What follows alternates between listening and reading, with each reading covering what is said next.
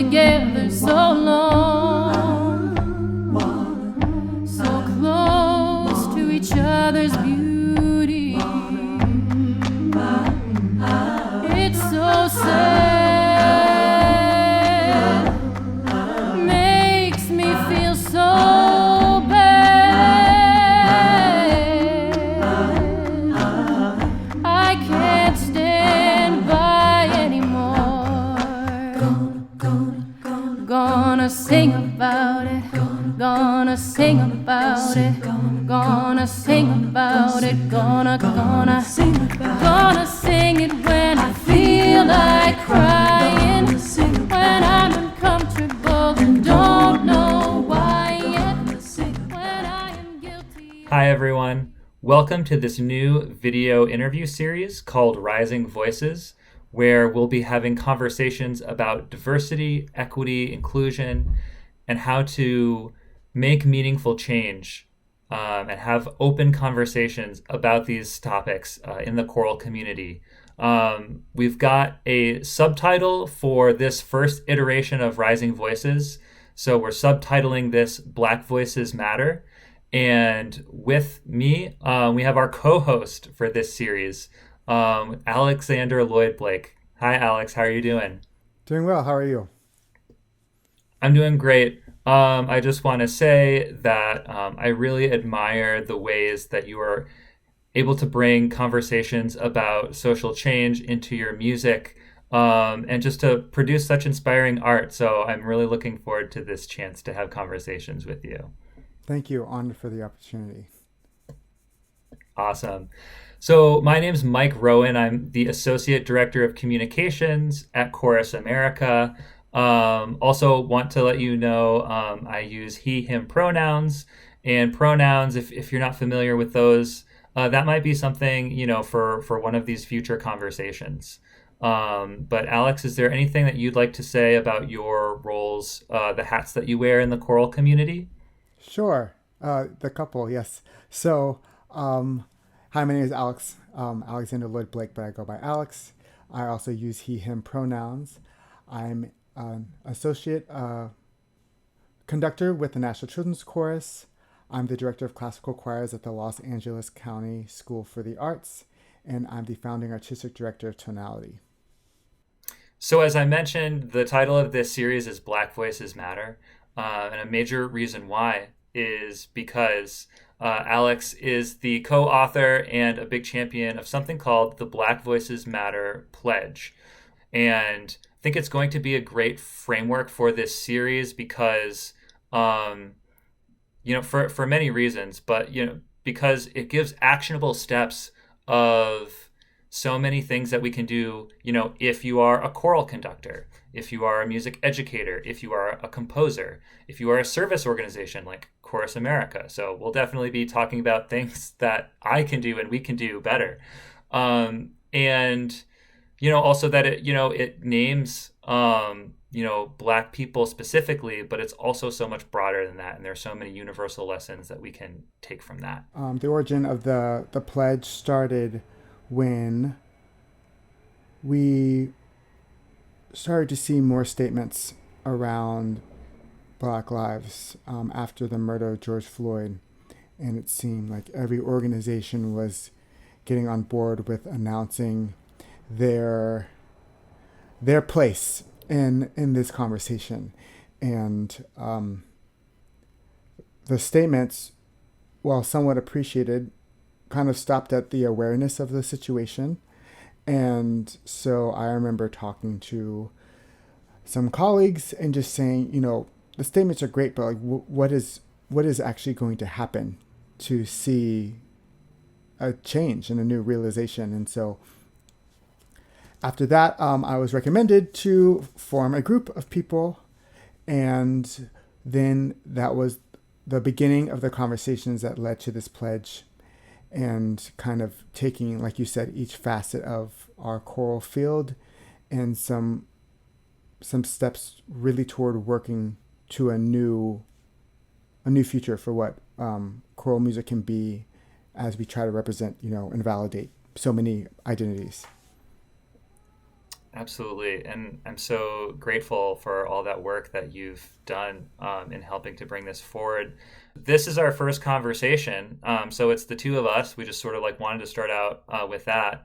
But, the vision of the series is to have different guests join us for interviews in future episodes surrounding different conversations that can hopefully be like specific, but also, inspirational and powerful.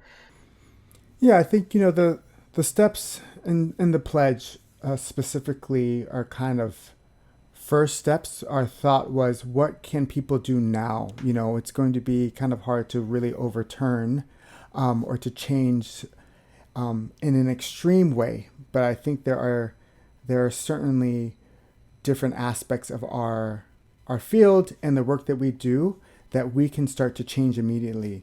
And some of those even can occur in a pandemic when we can't really get together. So really just hoping that people have that spirit of, this is what is needed, and these conversations are certainly needed to really create something that that works, that again works for most and works for all of us. Mm-hmm. Yeah. There's the second paragraph of the pledge begins with a sentence that says, "As choral artists, we understand that critical self-reflection is a part of the artistic process. At this time, we feel called to hold up a mirror to our own practice." So, that to me says sort of like digging into your own experience is really important and really valuable. On that note, like for my own self-reflection, I just wanted to like introduce a short story. It's about like an intersection of choral music with the Black Lives Matter movement, sort of like earlier in my life. And it was about 5 years ago, I was asked to arrange a piece of music for a choral concert. And it was, a Martin Luther King celebration. And I think that's, also a particular possible topic for the series is, like how like Black choral music is celebrated and like, everybody being asked to do things during Black History Month, but what about the other times of the year and all of that? But this was like a really interesting opportunity for me because I was asked to contribute to this program, and it was like a well-known chorus that was going to have a big audience. The concert was at the Kennedy Center, so that was like really exciting. This concert was in early 2016, and as that year went on, the killings of Black men at the hands of police became increasingly, widespread in the mainstream news. So, like, there was a concerted effort to make this concert a little bit more about like what is happening like right now. And so I was, familiar from some of the previous stories about the Black Lives Matter movement. And, I think that I understood sort of from like a cerebral perspective, like the arguments. And I was like, yeah, like I definitely agree with that. But there still might be something in the back of my mind where I'm like, I'm not sure that this slogan is sort of like the most healing way to like address this, this chasm that's growing.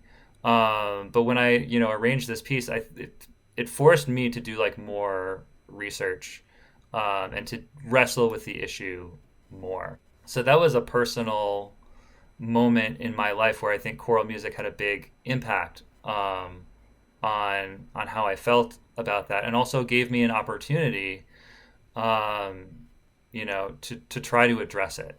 And I was grateful for that, and I think that's influenced me going forward. Alex, any sort of like experience from personal reflection that you want to share to kind of maybe like set up your relationship to this series? Sure. I guess I have, in my natural long-winded nature, I kind of have a pattern of experiences just from my own journey through choral music and certainly through my education. And then I do have one specific moment. So I've spoken about this a couple of times, but I grew up in North Carolina. I grew up really my first musical experiences were exclusively in the church, and growing up with gospel music, and that was very personal to me and very inspirational, and still is. And I didn't join a choir until middle school, and in high school and going through, I realized the pieces that I knew so well, the pieces that meant so much to me, um, were treated differently. And I don't mean, obviously we're in an educational space. They are not treated in the same religious connection, but I just mean the actual execution of these pieces, the performance of these pieces. They were rehearsed differently. They were performed differently. They were talked about differently. And, you start to feel, I think, as many of us have in certain situations, that you're different. And the things that are different to you are seen in a different way. And I think as I got older, I was able to put more concrete words and reactions to those feelings. Unfortunately, the field gave me many opportunities to do so. And that kind of led to the work we're doing now, certainly the work that I do with Tonality, which is a choir that focuses on social justice and representation. So that kind of has led, at least in my experience, why these conversations are so important to me. There was one specific moment that occurred in my doctoral program where a moment happened that was awkward and, I would say, unfortunate, but it was just a learning moment. The moment's not really what I remember. What I remember is after the moment happened, half the class turned to me. And at the time, I didn't know what to say, so I didn't say anything. That still sticks with me.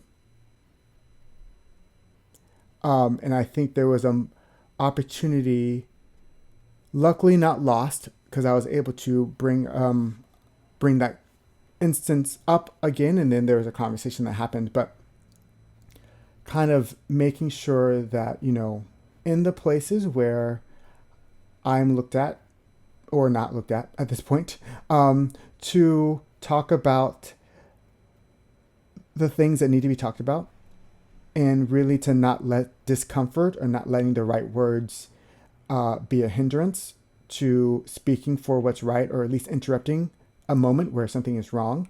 That to me has been the impetus for my energy in doing the work. I think there are a lot of people who also felt uncomfortable.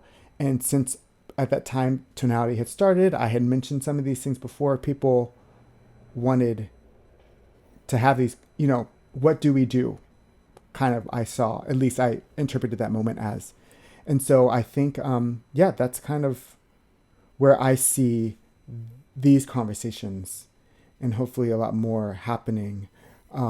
What do we do now that we have noticed this moment? By this moment, I mean this history of our field and our country, have not led to representation and validation and appreciation of all cultures. What do we do? Those are the conversations I would really love to have. They might not always be refined, but certainly needed. Wow. Thanks so much for being willing to share that. You honestly just like really stopped me in my tracks, and I really felt what you were saying there. One thing I like want to make sure people know is like this series, it might not always be polished, because like Alex, as you're saying, like the point is like to talk about these things. So I hopefully am not, gonna be at any point where I have like a loss for words or anything like that, but it might not be the most sort of like polished conversation. Next thing, I wanted us each to have a chance to name 3 goals that we have for this series, because we sort of have different goals that we bring to that. I went first last time, Alex. Would you like to go first this time Sure. with your goals? Yeah. So, I would like, and I think that my goals are, even changing now. I would love for this to be a conversation. Certainly, we're having conversations here, but I'd love for this podcast to be really the start of conversations that can happen around the topics that we mention. In those conversations, creating a safe space, really what I have seen, or at least from my experience, the most dangerous circumstances are when we do not talk about things because we are afraid of seeming less than aware, or our perspectives might be seen as contrasting or opposing from the most popular views. But those ideas, they're not dormant, they're just silent and they're hidden, and that does nothing to progress or change or help us really see across the aisle. And I mean that even from people who tend to think that they agree. My second goal, I think these conversations, I know it's called Black Voices Matter, but frankly, it's not Black minds that need to be changed about involving and validating Black people. So I would really love to see that these conversations involve perspectives, diverse perspectives. Certainly, people who identify as Black have stories and experiences and ideas to share. Certainly those of us who have been engaged in this work. But I do think, again, we are all a part of the system. So really it's how do we fix this together?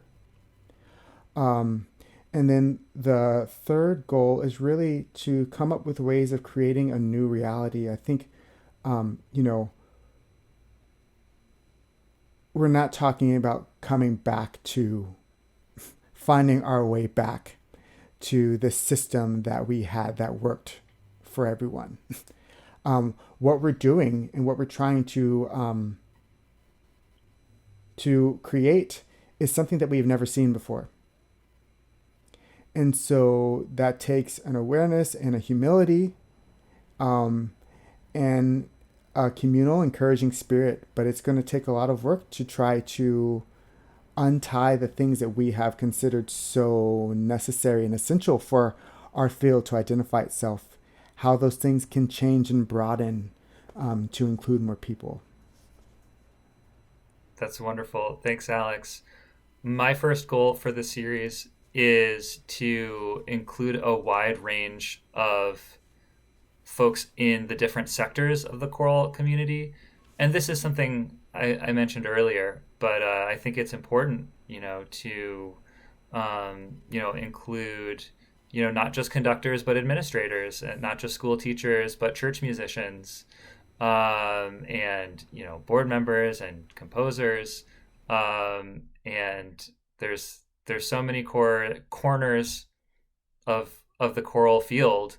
And this is like a big issue for everyone. So I hope I do my best bringing, helpful dialogue, so that like all of these different folks can benefit in their work. The second goal that I have is having, representation from people of color, and specifically people who identify as Black on the series. And this is something that I think is interesting for me to think about in my conversations with you, Alex, is that, I am hearing you and agreeing with you that the minds of Black people in the choral music community do not need to be changed on these issues. I will add that my feeling is my sense of where Chorus America is at an organization because of our history is we're still predominantly white in a lot of the ways that you would measure us in terms of our membership and following and our staff, and so I think it's important for, as you said, the people who have those stories to tell that we need to learn from to hear from them. Um, and I struggle with that because it is, every time you're sort of like retelling a story, it is more work. And so I'm incredibly grateful for every opportunity where somebody who is black or brown or marginalized gives of their time to teach so that I can learn from that. But I do think that's important for those folks to be visible in a platform that is new. This is a new platform, so like let's give people of color that voice here with us. And then the third goal that I have is something I've also said again, but just using this space as a place where we can have conversations that are open and we can hear different points of view, because it's something that I feel I hear a lot, that it's hard to have these conversations these days in our social and political climate, and we're not all going to be on the same place in our own understanding, and we're not all going to have the same views. So we need to talk about it. Yeah, well, I mean, certainly, I think there are similarities, right? We want to have open and honest conversations. I mentioned this to you, and certainly, to a number of Chorus America colleagues, but I have seen certainly an increase in diversity and inclusion sessions at our conference and others. And so I see your point about needing to hear the stories, because I think in so many of these conversations, Black stories and honest, uncomfortable stories have not been at the forefront of these conversations. And I think with that, people have been allowed to feel like their attendance at these sessions has amounted to some new type of awareness and sensitivity. And as an attendee of these sessions, I remember, going in and out and just being like, what happened? I don't feel any more heard than I did when I walked in here. Mm-hmm. And I also think, I don't think that our two kind of differing thoughts about, well, I don't think they're differing, I think is what I'm trying to say. Mm-hmm. Certainly we need people to hear stories, but the reality is, I think Chorus America in some ways accurately represents who has agency in our field. And if we're bringing on just Black people to tell perspectives, but they don't actually have the room and the opportunity to change things, Mm-hmm. I want to hear, how are people with this new awareness from some stories, how are they actually changing the system? Because I can sit here and I can read you my biography, but if I'm not in the place to actually make changes, to me, that's just, it's not helpful by itself. Yeah, absolutely.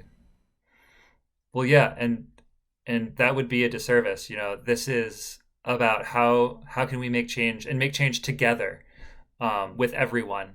And I think what you're talking about, in going to sessions and things like that, to admit as somebody who identifies as white, this sort of like new awareness and learning and these perspectives can be like fulfilling and like exciting, which is great. We don't want to say that's like a bad thing, that charges you up to do more, but the mere action of feeling good about attending a session or something like that, it's like not enough. And so like it's how can we motivate people and like present engaging chances to learn that lift white allies up, but then like challenge us all to do something with that and make change that people of color can see and experience in very tangible ways. You know, certainly wanting people to feel encouraged. Um, and I think not that that encouragement should come from any negative impetus, but the fact is there are a lot of people who do not feel validated. And so I think it's when we talking about this awareness, it is not like, let's all hold hands and we're going to find a future together. I mean, there is that, of course, but I think it's also, this is where we are. This is where we really are. Mm-hmm. And the fact is there have been a lot of people, I have been in these conversations, in these conventions, and, in my educational programs, and I have found ways, people might not know this at this point, but at the time I had found ways to like speak about these things around emotional landmines is how I described it. How can I say the truth that is just true enough but doesn't make anyone uncomfortable? And I feel like I did that for so long. And I realized there's no impetus to change. We do not change in the face of comfort. And I found a lot of these sessions were comfortable for white people. The thing, they were not comfortable. I was not comfortable going to these sessions because I felt that, in different ways, people were looking for affirmation, speakers and attendees when I was in some of these rooms. And then, things being glossed over, things being joked about, just all these conversations can't be negative, and I don't think they are. I certainly don't walk around angry all the time. I think there is certainly joy in having the opportunity to talk here. The work that I do with Tonality certainly has been a positive reinforcement of what our field can look like when we do ask the hard questions and lean into these tough conversations. But I think really making sure, as you mentioned from your goals, that people really understand where we are is a huge step. And I think what we saw from the statements was a first go at that. We are aware that there's a problem and how we might be involved. I think now, how do we, like you said, come together with positive reinforcement to move? But I think some of that is also going to take breaking down some of the identities that we have connected to what we consider classical music, what we consider high art, what we consider valuable. That is not easy. And that's not going to be comfortable. And really kind of comfort has been, to me, one of the biggest hindrances in these conversations about progression. And so how can we create spaces where people can feel okay and maybe even positive about the knowledge that some of these identity releases might not be comfortable?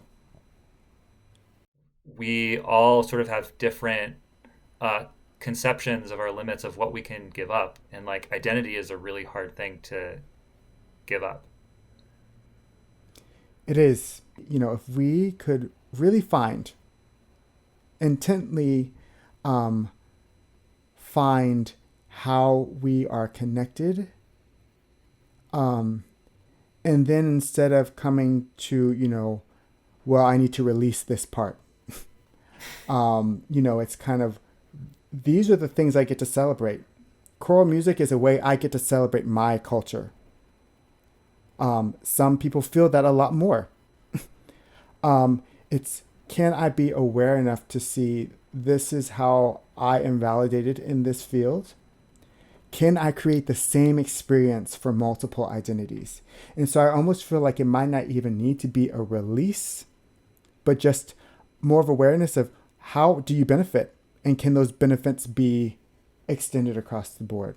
Using that unity and using those connections to then be able to feel, now that we have found these things that connect us, there are things that bring pain due to separation. And if we are connected, then I cannot watch my neighbor be in pain.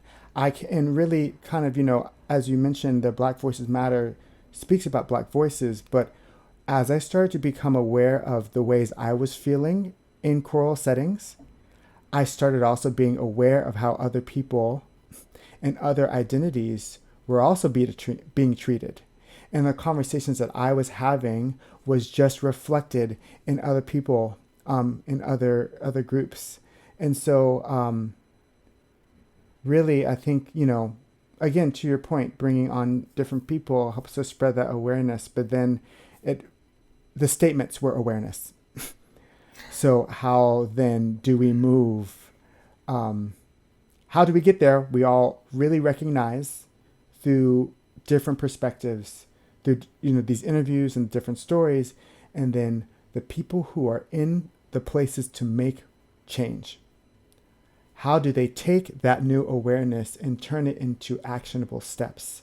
So you set this up beautifully by returning to statements, but I wanted, as a bridge to our next conversation that we have, take one more look at the paragraph of the pledge that I was looking at earlier and have a brief discussion about this. We have seen ubiquitous statements of solidarity and strong assertions that Black Lives Matter. We affirm these statements and recognize that further critical interrogation and action are necessary in order to construct a more just and equitable choral community where all voices can flourish. And so I just wanted to bring this briefly back as somebody who is a communications professional in my day job, my role at Chorus America, and somebody who thinks about statements and is involved in words on a page. And I can really relate to when something happens and feeling like you need to move forward, the first thing maybe being a statement. For a lot of us in the choral community, words are very powerful. Words are what we sing.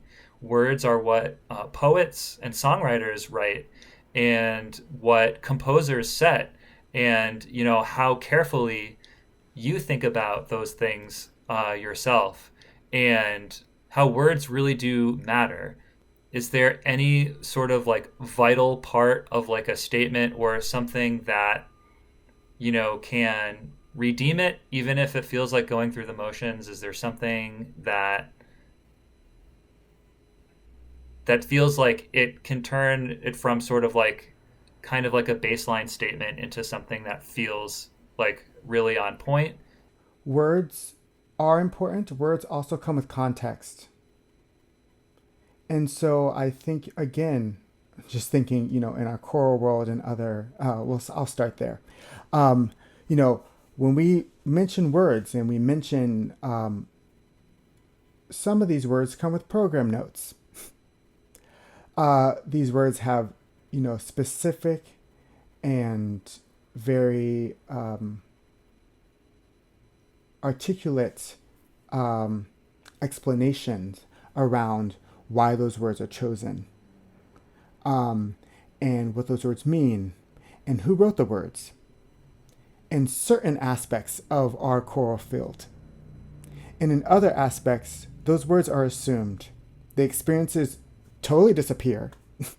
And in that, the value of the words and how we feel about the words are questioned, dismissed. And I feel like again, in our assumption that we mean well, therefore we do well, there's this whole barrage of statements that we recognize that the issue in the history of Black people in our country is something that we should address because have reflected it perfectly in our field. I never saw a statement like that, by the way. To really speak to the depths of which our field has been complicit in the omission of stories that allow for people to feel and be marginalized. And so I should say few. I saw few statements that really spoke to the depths of that. And that's, I think, what the pledge was also doing. We affirm. I still do affirm, and I appreciate seeing the statements. I think it would be nice. It would be great. I would have felt more assured that these were past just that awareness stage, to have seen how people were going to involve that awareness into their work. Certainly there's a reaction to what we saw, certainly with George Floyd, specifically, that the whole world reacted to.